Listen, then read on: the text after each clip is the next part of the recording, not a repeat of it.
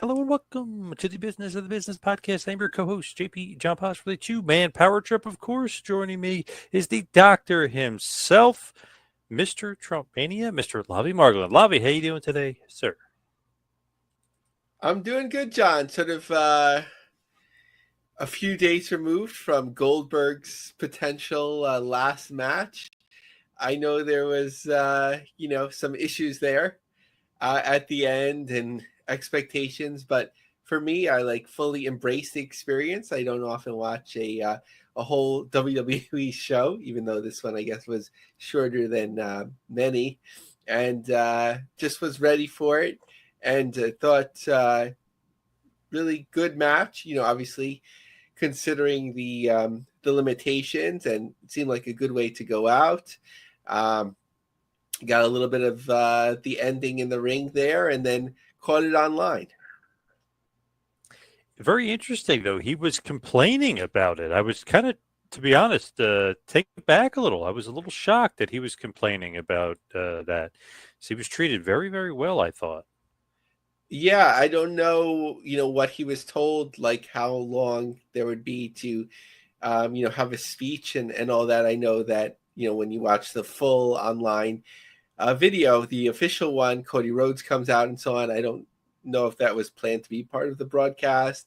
Um, was the injury by Seth Rollins, did that delay anything? It seemed like way too much jelly roll, but I don't think that that had anything to do with it. It seemed like everything was on point. But my daughter, who's in high school, she doesn't care anything about wrestling, but she looked up for a second. She recognized Jelly Roll and Paul, just because of Paul, yeah. their celebrity. So I guess that's how they got the mainstream 1.4 million viewers on NBC, right, John? Yeah, I mean, it's not terrible there. It was number one for the night, so that's good.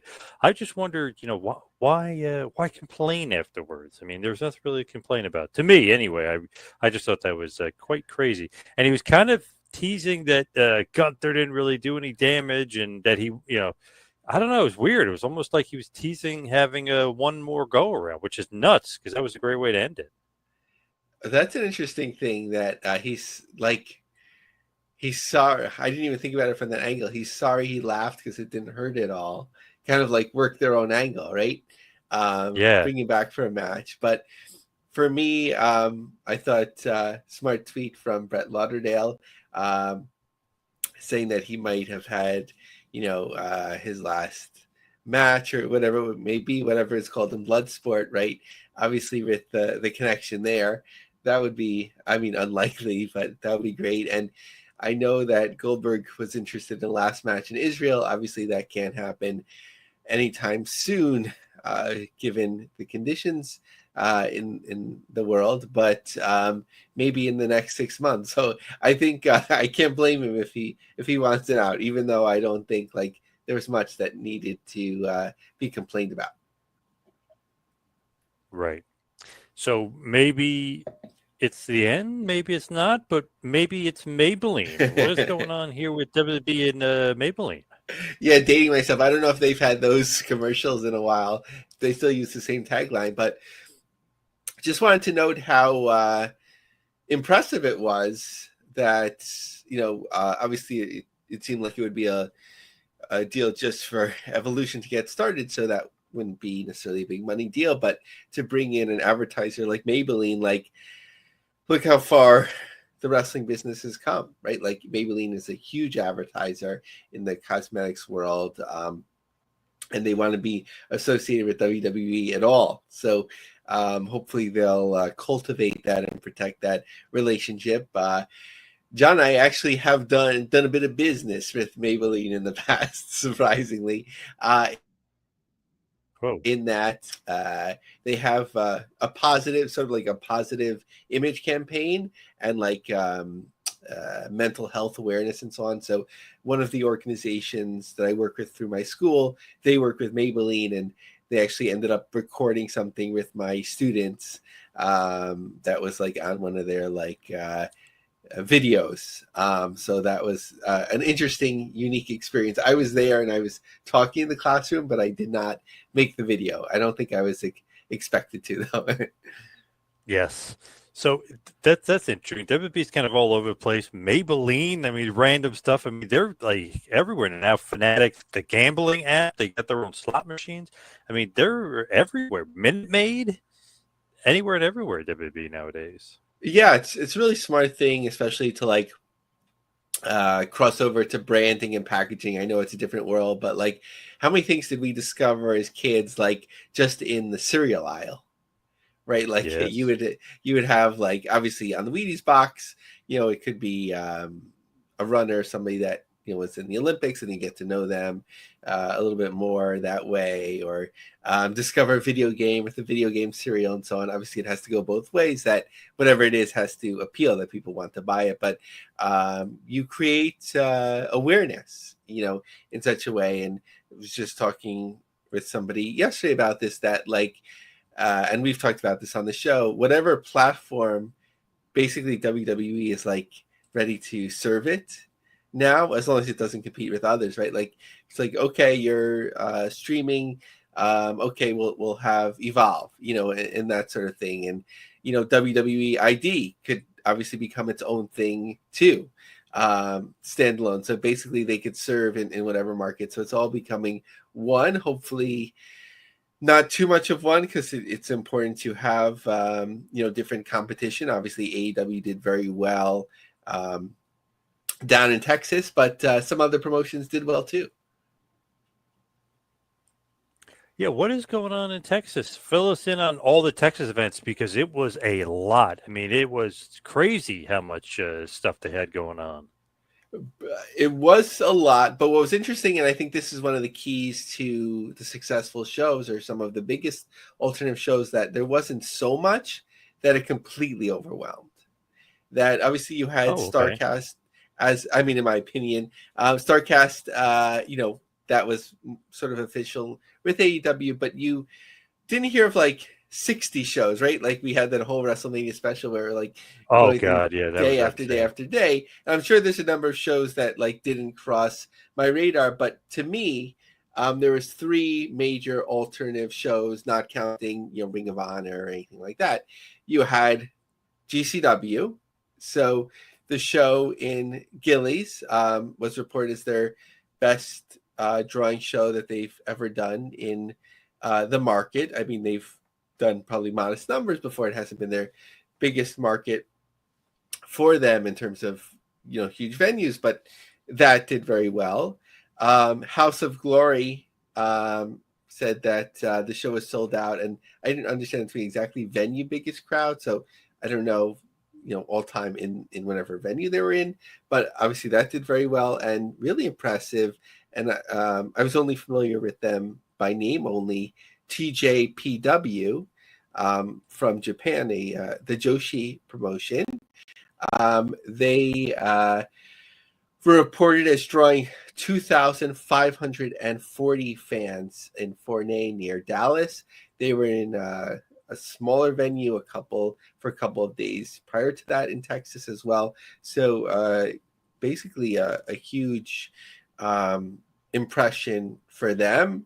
Expensive to fly everyone in and out, so I'm sure they factored that in, but they did really well in these shows. So I think like a key is with these gathering weekends, WrestleMania I don't think could be avoided. We'll see with SummerSlam. I haven't heard too much in terms of like tons of alternatives with SummerSlam, and it's only a couple of weeks away as we record this. But certainly with something like All In, like if you don't overwhelm the market, you could do well.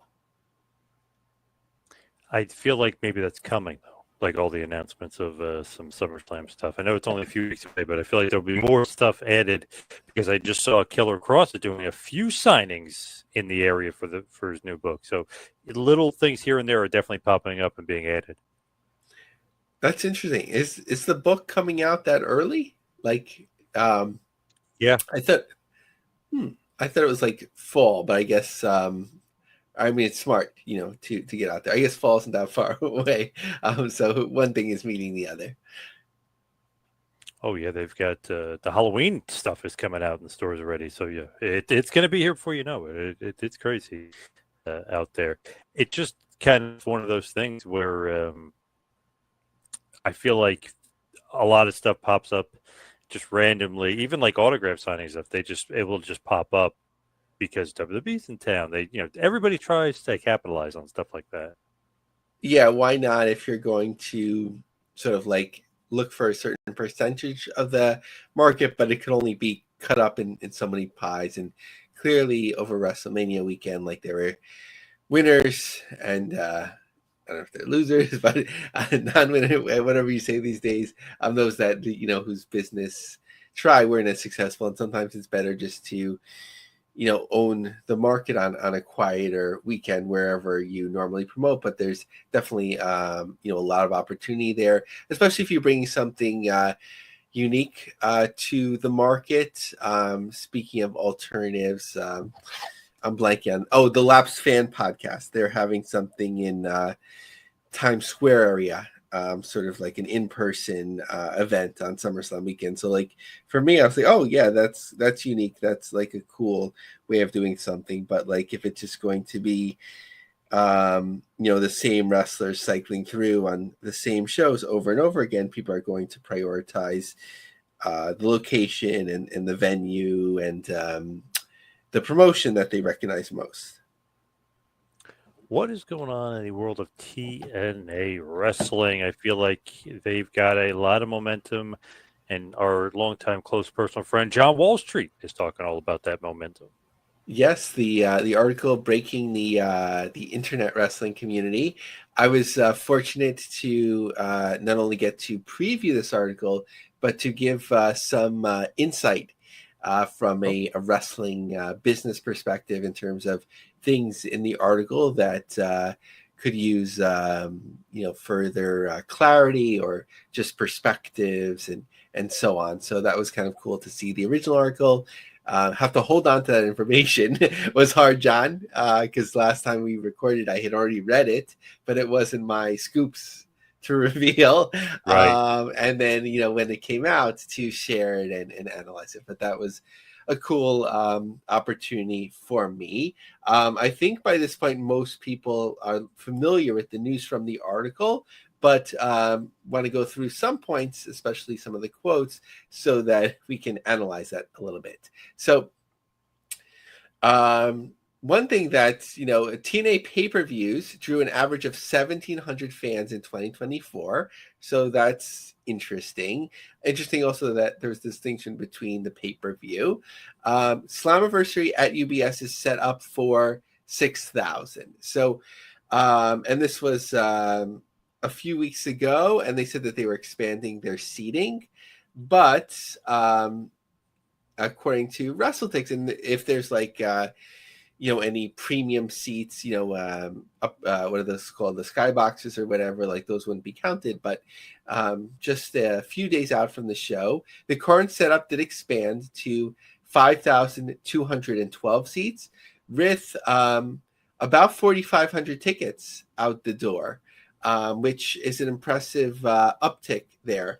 John, I kind of love following it. So I signed up for the premium tier of WrestleTix, where you could like click in at any point in the day and see how wow. tickets are moving on the ones, like especially that they're spotlighting, which is, it's hard if you're kind of obsessed about it, but it's fun too. So back to the article. 23-year-old promotion has benefited from increased visibility since announcing a multi-year strategic partnership with WWE as developmental company in January. So that's definitely true. We are regularly being featured on every major WWE and NXT platform, PLEs, as well as weekly programming on the CW and their other broadcast outlets, said Carlos Silva. This has resulted in a huge audience uplift for us, along with social media support. This is an interesting stat. WWE owned and operating channels have published over 1,000 posts referencing TNA or its stars. Blinkfire Analytics reports that those entries have generated more than 205 million impressions, worth more than 5.3 million in earned media.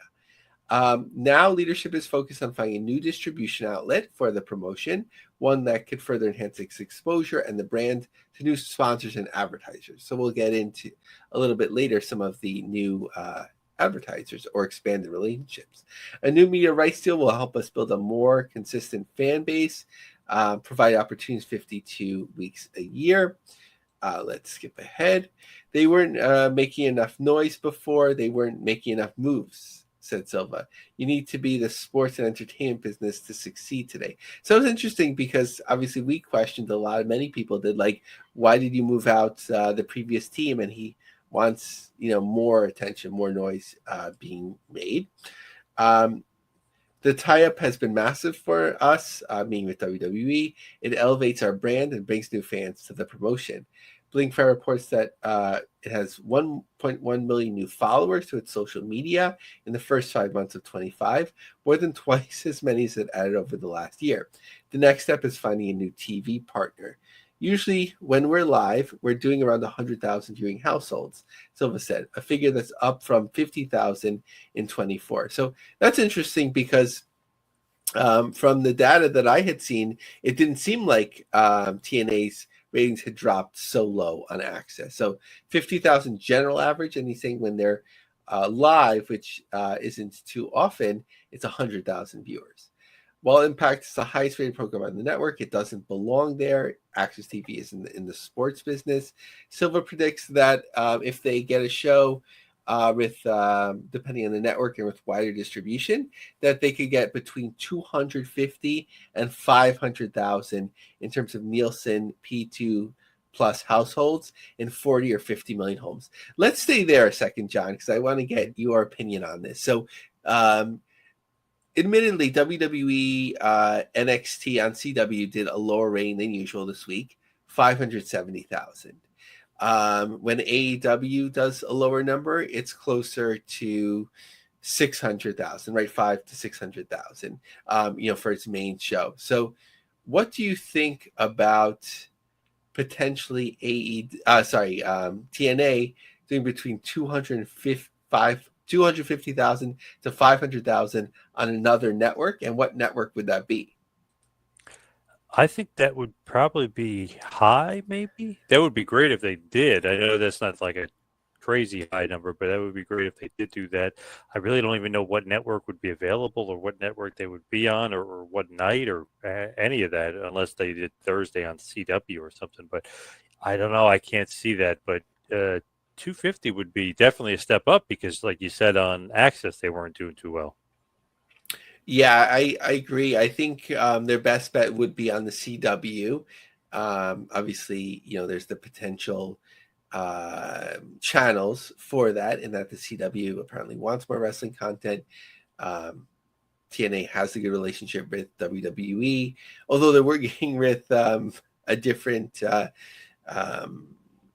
company than distributes WWE content. They're not working with Endeavor, in that regard. So, but I think maybe on the CW they would do like 250, and maybe on Vice they would do 150, like closer to the Dark Side episodes. And this is interesting that they're seeking $10 million a year.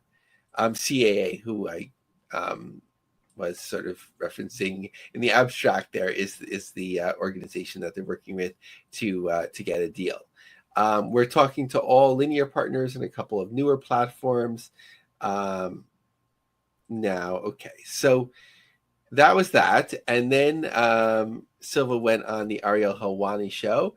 So he said that if they had a deal Silva said that if they had a deal to be live 52 weeks a year, they'd like to have a place to be 3 or 4 months at a time, to save money and establish themselves. Interestingly, TNA Plus has over 21,000 subscribers, and they're willing to roll it into another platform. And finally, on the Silva front, let me see here. This was from the New York Post originally, but shared on Sports Business Journal. Silva has helped oversee the reinvigoration of the TNA wrestling brand, as the company is now partnered with WWE and set to host its biggest show of the year. So it's interesting, the attribution, right? The deal with WWE was, they already had a working relationship, and TNA was already hot, but now it's being attributed to Silva. Okay, so on having major events in cities like LA and New York. If you want to be big, you have to be in big cities. Doesn't always mean you have to be in the biggest arenas in those cities. Yes. Well, you can't really attribute him for booking this venue. Silva said that they could return TNA to cities it has already been to build tradition. He added that TNA does not have the luxury of just being able to go anywhere all the time. They're still building the branding and the following. There could be some places where the fans know you're coming back because they love you, and then you can start to dabble in new markets. Silva said TNA is deep into its TV rights. It was my number one priority when I joined in January. I would say that we were really cracking on it sort of into the March-April timeframe. We've got great partners in CAA. They're helping us. I think we have a little bit more work to do. He's always been a fan of wrestling from a business standpoint. I respect that. I got lucky, and now I get to run an organization. So, sorry, just back to the John Wall Street for a second, because there's a really important point at the very end. Okay. ASG is not expecting to move imminently on any M&A opportunities. Its parent company is still trying to figure out how sports fits into long-term vision. Either we keep the portfolio, so that includes Fight Network, Invicta, TNA, and so on. So that's sort of split, and Game Plus, which is split from Access TV and some of the other stuff that they own. Or there could be a spinoff of Anthem Sports Division. It's been speculated for months that TKO will eventually wind up with its assets, or at least TNA. And of course, Nick Khan is an investor in John Wall Street, who would have a better idea, but there's no indication whatsoever necessarily that Khan was asked about it for this article, and I don't think he would reveal it, in such a way, for this piece. So I think he can be an investor in this platform, but you sort of want to have certain walls and separation where, like, you're not being sought a quote or information every time that John Wall Street would do a piece about wrestling. They would come to me, of course, when they want to do a piece about wrestling, so I can give some insight as well. Nice. Love that. Love that. It seems like Slammiversary, by the way, that was an uptick in tickets. And I know there's some other shows, obviously, after that, but that kind of caught my eye a little bit.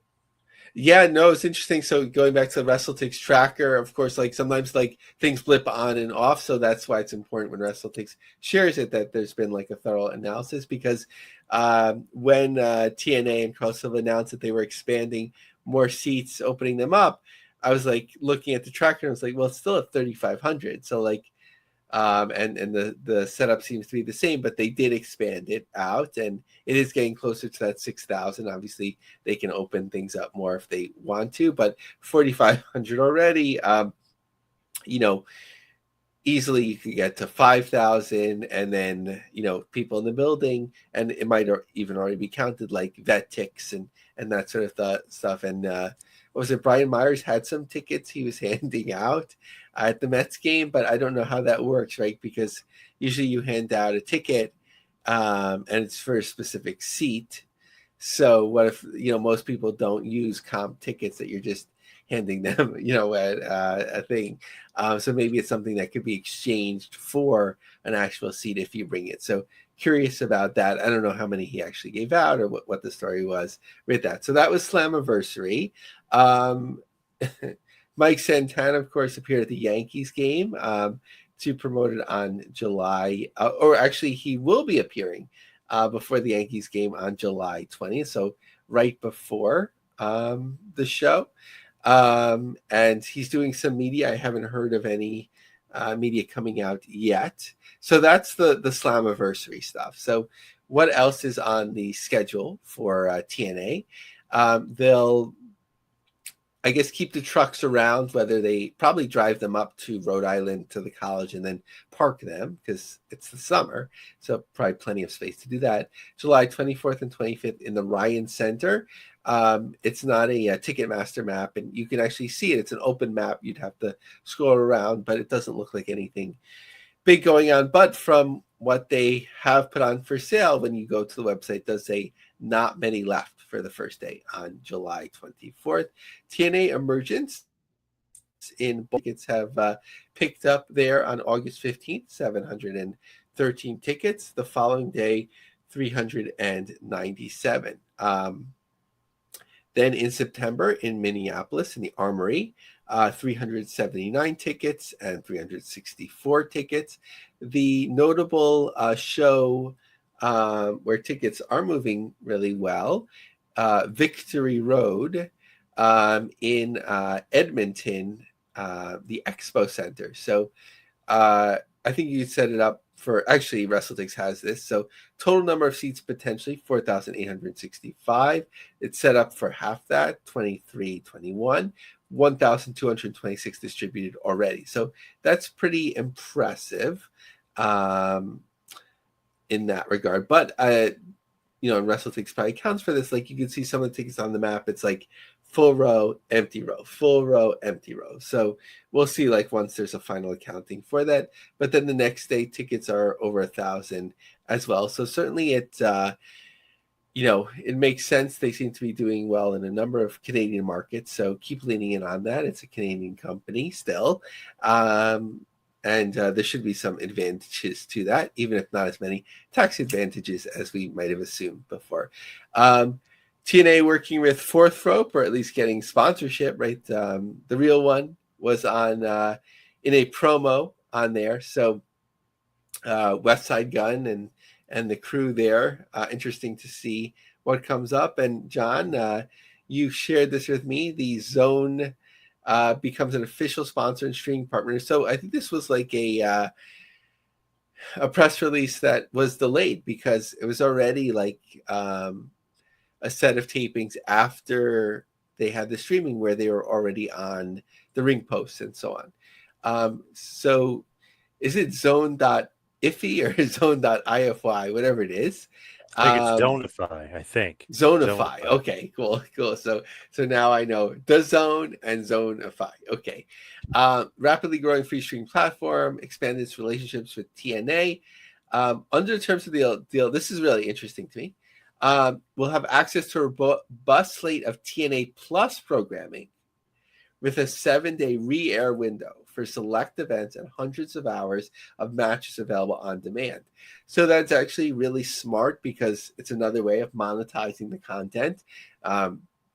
You have things on fast and whatever, but for people that are into TNA, and I know there's the TNA Plus, there's like some free elements to it now, but I could see some fans going there to get the to download the app and so on and engage with it in a way that they wouldn't have like to watch Border Brawl. So depending on the cost and whatever, that it just seems like a smart relationship and one that's growing. So curious to see. I like that Zonify, how they give their stats at the very bottom of the press release.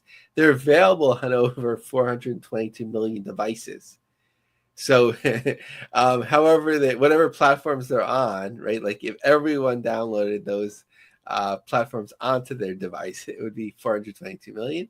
And they're on in 16 million pay TV households. So I guess like sort of, an additional channel on there where you start to see like some fast channels or platforms are able to roll into like channel listings on some cable systems. What is going on in the world of GCW? I know you are very up to date on GCW. So first, like not necessarily breaking in terms of the news that's being covered, but just that it's being covered and what it shows like, so Fox Sports Radio New Jersey and a couple other New Jersey based platforms, some that I'm sure John you'd be more familiar with, that they they wouldn't necessarily cover GCW, but the fact that they're working with WWE ID helps get them covered. So GCW brings WWE ID Showcase to SummerSlam weekend events. GCW, Brett Lauderdale, of course, trying to check off all 50 states and usually partnering with others to do that. So Green Mountain Wrestling is teaming up with GCW. GCW is coming to Vermont in November. Just a note that I've been waiting for this. The Gathering of the Juggalos. They announced the 2 nights and at least one of the cards for the nights. I haven't seen tickets on sale on those pages yet. That'll be handled by the Juggalo community. So just in terms of recent shows and upcoming shows, we talked about the show that was just in Dallas, the JCW Showcase Showdown, The Violence is Right. That's really being handled by JCW, including ticket sales, although it's being streamed on Triller. The Bash at the Ballpark, of course, in Coney, upcoming on July 19th, just in advance of Slammiversary on the 20th. Actually, I'm curious now that I think about it, right? Like, if Santana is going to be at Yankee Stadium on the 20th, I guess that's a day game, and then try and talk people. Oh, no, sorry, I was getting confused there. So he was already at the Yankees game, and it was to promote the show on the 20th. Okay, so sorry about that. But just Tokyo, Rutherford, Juggalos, AC in August, back to Detroit, but on their own, Indianapolis, Mesa, Arizona, LA, Bloodsport, then back to Atlantic City, then Anchorage in October, then Vermont in November. A lot going on there for GCW. There's a lot. I know you are very interested in any GCW stuff. Obviously, this show sparked the interest big time on your end. Yeah, always something cooking there, and appreciate Brett's joining the show for 9 episodes so far. Yeah. Now, what's going on with Sukeban? What's the latest on this Joshi promotion? What's going on here? Yeah, so they've always been focused on like branding and content distribution and IP and that sort of thing. So interesting announcement a bit ago. Anime wrestling brand Sukeban teams with Japanese telecom giant NTT DOCOMO Studio and Live for global content push. Sukeban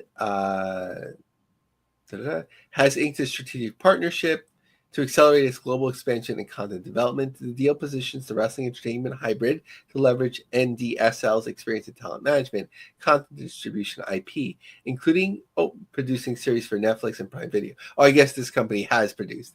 I was about to say, like, they're going to get on both those.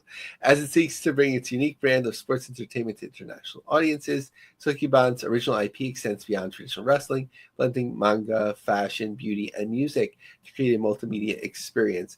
We are truly excited to partner with Sukeban to deliver innovative content driven by bold, distinctive storytelling and audiences around the world. Sukeban is a treasure trove of pop culture, bringing together all those things, all through the powerful lens of women's wrestling. So, you often hear about deals, wrestling companies teaming with sometimes even like giants in brand distribution and media and so on, and like nothing happens because it's a percentage game of who's going to get deals. Major League Wrestling over the years has signed not necessarily this type, but with different partners to seek distribution, and often not much comes of it. So just to note here, it'll be interesting to see if anything comes of it. But this company's unique approach, I think something will break one way or another. Whether the market is ready for it, that's next to be seen. What in the world is going on with maybe your favorite topic? My favorite topic might be later, but your favorite topic is distribution. What's going on in the world of perhaps wrestling and some more distribution going on? So just maybe showing the winds are shifting, or maybe the options are dwindling. Although Westside Extreme Wrestling (WXW) has been innovative in that they have their own current streaming app, WXW Now. They've been on Triller Plus. It's not clear if they're going to leave Triller Plus. I think it had been reported at some point, but it's not clear. But they are joining IWTV. We had always seen not always, but we had seen in more recent times, especially with GCW and others, like that migration from IWTV. It didn't have that same buzz beyond wrestling, no pun intended. But now, whatever the deal is, WXW is going there. Gerard Durling of IWTV said, "We wanted to find the right way to work with WXW for a long time. We're thrilled to finally make it happen. WXW has been a major influence on the global independent scene. We're proud to bring WXW to IWTV subscribers." And just a couple notes, not necessarily related to pro wrestling, but you never know. Fox Nation, which is a Fox app, they are working at TKO's Professional Bull Riders.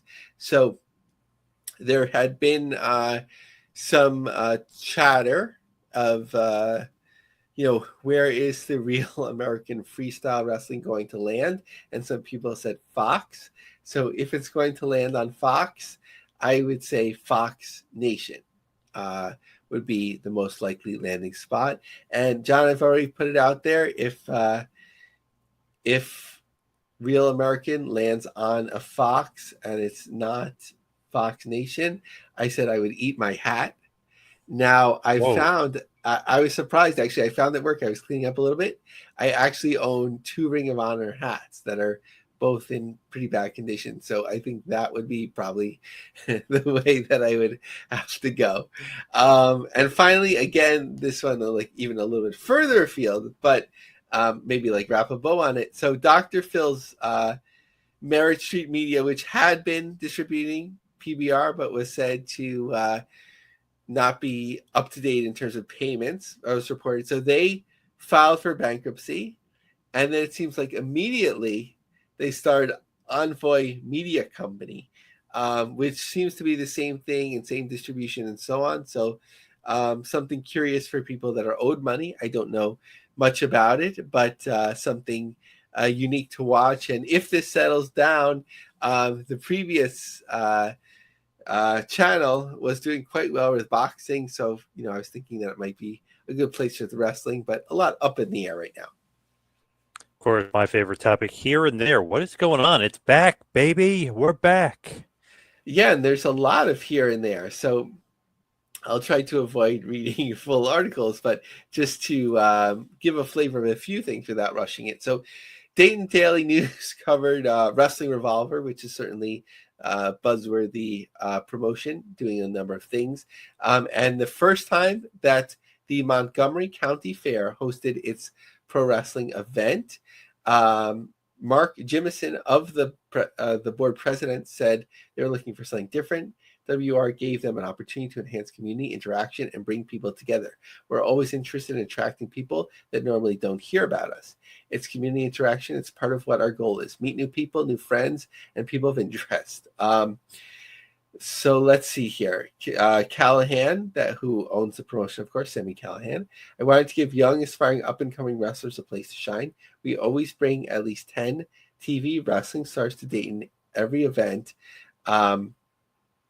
So just like, as we've talked about before, the fair and festival season, as Bo James calls it, can be quite lucrative. So interesting to see Revolver sort of establishing themselves further in the community in that way. Prestige Wrestling had their second, their return to a Viking Pavilion, which is a really nice looking field house, several thousand seats. And William Carranza, I believe is his last name, had tweeted this out. 1 year ago, we ran Calmite Clash 2024, our first event in a pop arena. The goal was never to sell it out. The personal goal was to have the largest crowd, the most live streams, the largest gate, and the highest merch. No arbitrary number, just beating our personal best and producing the biggest and best we put together. We crushed all those goals last year. At the time, in 2 days, we return, and at this point, we'll have hundreds of more fans in attendance. The largest crowd to ever witness a prestige wrestling event will be on hand. Before the craziness of the weekend kicks in, I just want to say thank you to everyone. William Quinton, excuse me. I see his name now at the bottom. Should have had that. And I just took a screenshot of the ticket sales page, which was looking impressive at the time, and tweeted that. And William actually, or Prestige, assuming it's William, replied that there were 1,200 tickets currently sold at that point. So there was some room for more, but then it seemed like people maybe we inspired them. Generally, people were more curious, like, did it make money and whatever, and they were sort of tweeting back like, don't worry about that, so maybe it was becoming more stressful than intended, but obviously it reads like a successful event.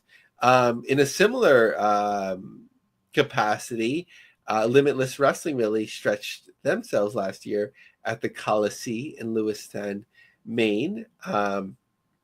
And we had the wonderful opportunity to sort of do a case study on that.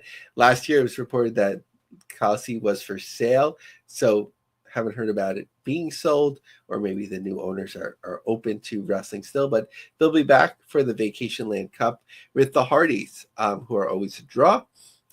Combat Zone Wrestling, I think they've done this before. They're having a family-friendly show in Love Park. It was interesting in the article. They're like, "Don't Google us. You won't. It won't be what you're looking to find for family-friendly things." So, a good morning. Wood Network in Muskegon, Michigan, reported really interesting show, especially for those that remember the Slam on the Intrepid thing. Wrestlers from West Michigan and beyond will gather in Muskegon on July 19th for the annual War on the Shore aboard a World War II era landing ship, the USS LST 393. So I guess if it's happened before, I'm sorry not to have caught it at that time. Now, good coverage of Beyond Wrestling in the Warwick Beacon. So just going to give a snippet of that, and you can look up further. Last week's Heat Dome was no match for pro wrestling fans who lined up early on a 90-degree Monday to watch nearly 24 wrestlers go at it inside Rhodes on the Pawtucket for nearly 2 hours. Beyond Wrestling is the brainchild of Drew Cordero, who started the promotion in 2009 as an online-only channel with wrestlers fighting one another in empty rooms. A few years later, Cordero started producing live events. Now well established, Beyond has taken up residence at Rhodes, where it's produced weekly events every Monday since late March. A historic 1915 ballroom might seem like an odd fit for a pro wrestling event. Nothing is an odd fit for a pro wrestling event, but the scale and architecture of the venue are well suited for this type of production. The acoustics are great. The century-old hardwood floors are protected by a large tarp, and the venue's signature light up American flag over the curtained arch where wrestlers make their grand entrances. The pairing was a bit of a chance happening. Rhodes was looking to boost events earlier in the week, and Cordero, who owns Championship Melt, got connected to Eric Weiner, who produces food truck events, and thought the venue might be a good place for one. A food truck event hasn't happened yet, but the Monday Night Wrestling Open is now in its 13th week. Based on cheers, the crowd favorite of the night is a bouncy little guy from Attleboro named Love Doug, who smiles a lot and pulls petal roses out of his trunks. Okay, let's see if there's any other business part. This event is family-friendly out of respect to Rhodes. It's a banquet hall, not a bar, so this is something that families can come to. The energy is just as good, if not better, than our Worcester shows, Worcester shows, because a lot of kids are experiencing live wrestling for the first time. It can be exciting for them without being appropriate. Worcester shows take place in a hookah bar and run every Thursday for 196 weeks. That's very impressive. Since it's Thursday, that means we do a show every Thursday. And this year, that means we're doing one on Christmas. The people show up. We actually do better on holidays. Running 2 weekly events in 2 different states sounds like a recipe for burnout, but Cordero said that the frequency of the show is actually an advantage. So really interesting article. Go seek that out.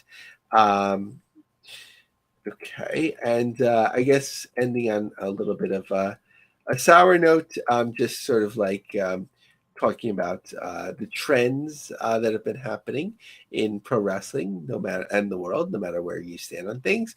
Via EDM, Bay Area and SoCal promoter Too Hard has canceled its July 20th Lucha Libre themed Raven Rumble event at Senor Villas in San Jose, citing concerns over potential U.S. ICE raids. We received multiple reports that some opposing parties plan to call ICE on our event, putting our patrons, staff, and families at serious risk of harassment and mistreatment. So, of course, opposing parties, right? Like, are they feuding with, other wrestling promoters? That's like the classic thing. So that's here, there, and John. That was pretty much everywhere this week.